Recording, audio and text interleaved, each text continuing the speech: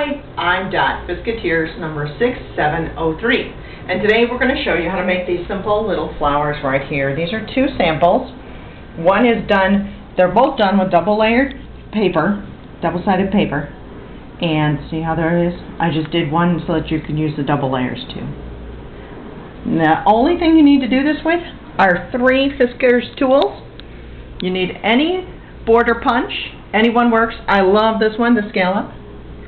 You need a circle punch, and you need your paper crimper. You start with strips of paper. I've made mine 12 inches long. This one was 1 1/4 inches. This one was 1 inch.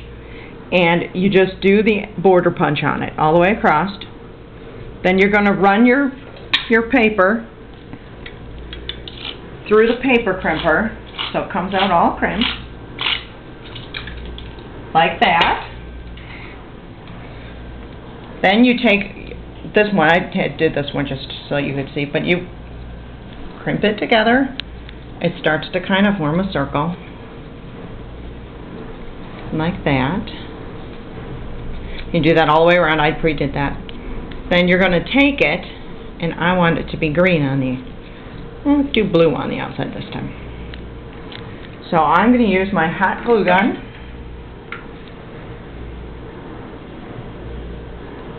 Put a little glue on it. And glue that real quick so it forms a circle like that. Now I use all my scraps. I don't like to waste any. So I used my 2 inch, or well, this is a 1 3/4 inch punch, and punched the scrap. And then, see how you can take it and it kind of starts to make a circular shape? So just by doing that. I like to use my slower drying glue, and I glue that onto my paper. I like the slower drying glue. Of course I can't get it to work right now, because I have more time to work with it. I like to work with it a little more. You can do this with any length of paper that you want to make larger or smaller flowers. You can make single layers, you can make doubles. I like to make the doubles myself. But that just gives you an idea. Of course, I would need to work with this and hold this down on my page to make the circle that I wanted. But you just work with it until you get that flower shape. Of course, you're going to have a pretty good size hole in the middle, whether you're doing a single or a double. And that is when I like to use my buttons, and I use those in the middle. I like the different, you can use any kind of button or whatever. I like this kind of, I'll put it down, that kind of thread, because in the middle of my buttons I can coil it around my paper tool, paper piercing tool. Of course, if I did that right, it would work better. Hold on. But see how it holds that twirl?